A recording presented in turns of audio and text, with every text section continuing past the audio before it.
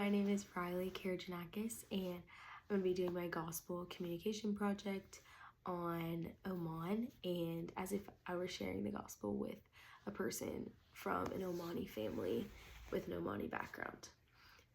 Also, my computer's right here, but I just have it so I can know which acts I'm on.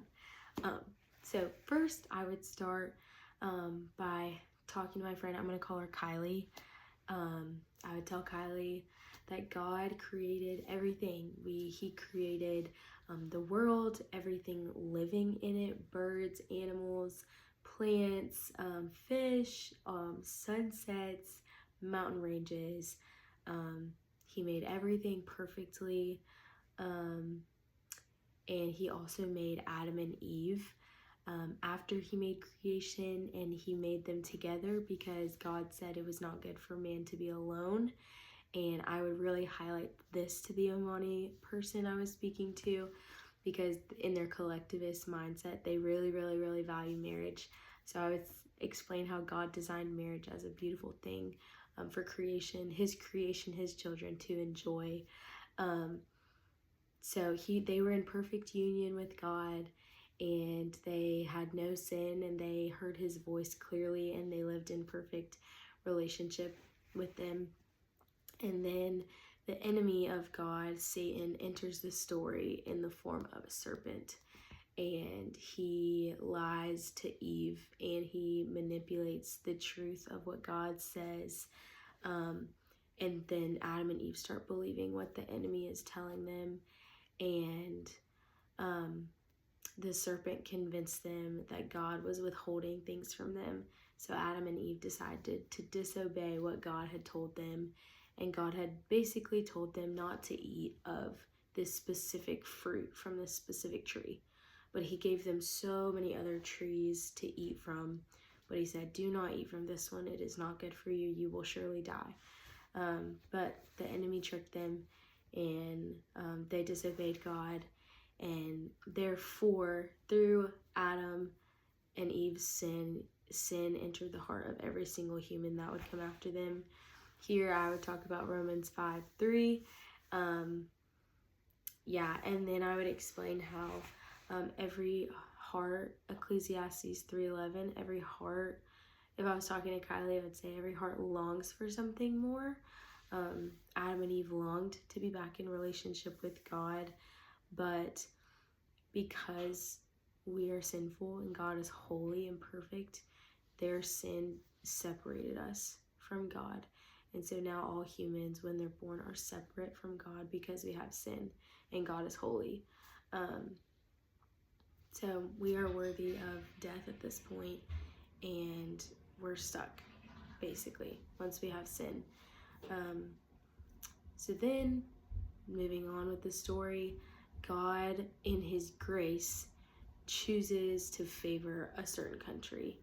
And at this point, I believe that my friend Kylie potentially could be struggling, and she would probably ask me something like, well, how is that fair for God to pick Israel instead of Oman? And what I would say is, well, Kylie, what would be fair is for God to choose no one at all. Fairness would actually mean no favor goes to anyone, and everyone goes to hell. Everyone gets the judgment they deserve. This is actually an act of grace upon one country. That's pure grace. It's not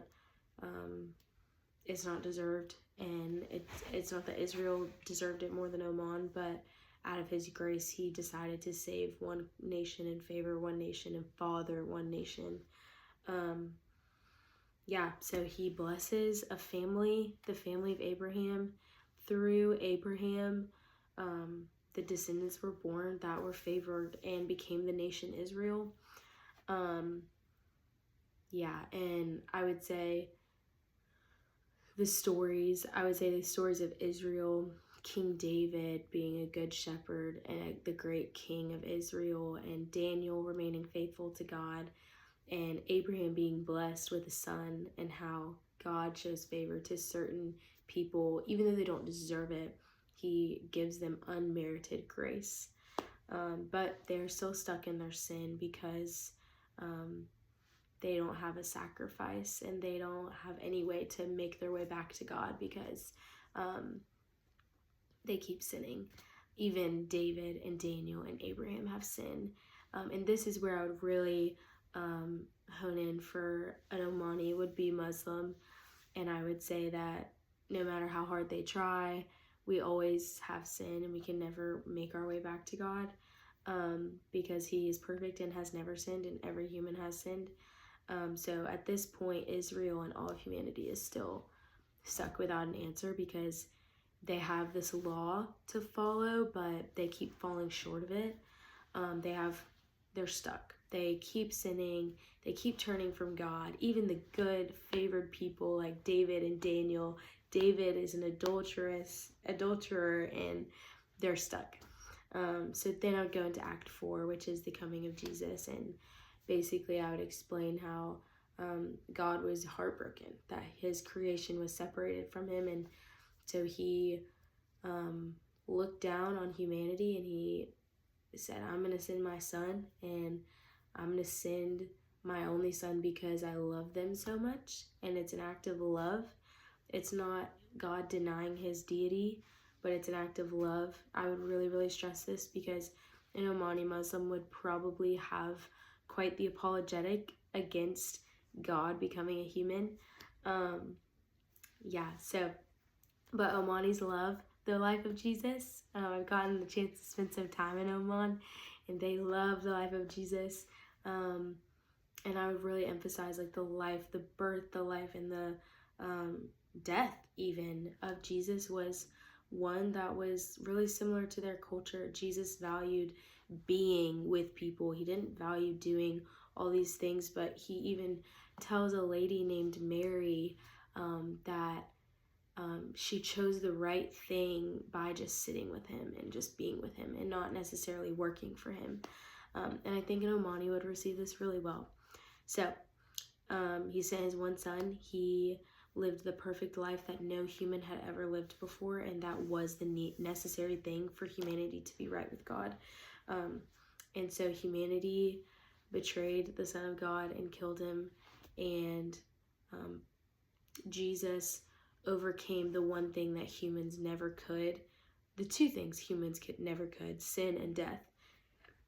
And he rose again on the third day, which an Omani Muslim would know this story, but I think I would say like he lived a perfect, beautiful, rabbinic, sinless life, and he rose again and ascended to heaven.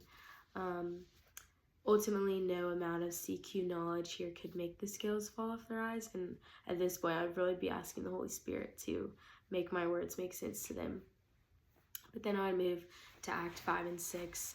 Act 5 being what Jesus told the disciples after his resurrection, that now that we have received this grace and this love from Jesus, like we want to tell everyone about it, and we want to receive the Holy Spirit and tell other people about the gift we've received.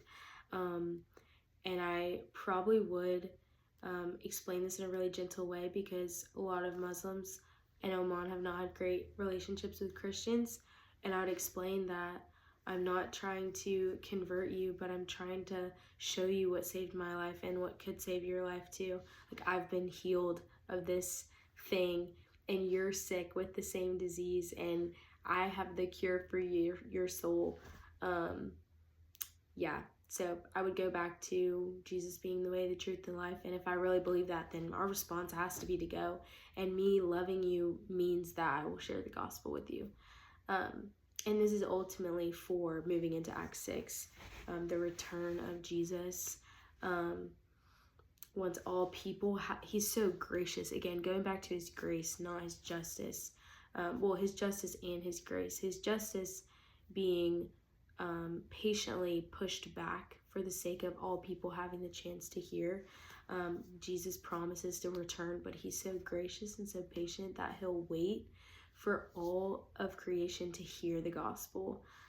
And once all have heard, Matthew 24:14, then the end will surely come. This would really be hard, and I'd be really praying for the Holy Spirit to open their eyes, but this is how I would share the gospel to my friend Kylie.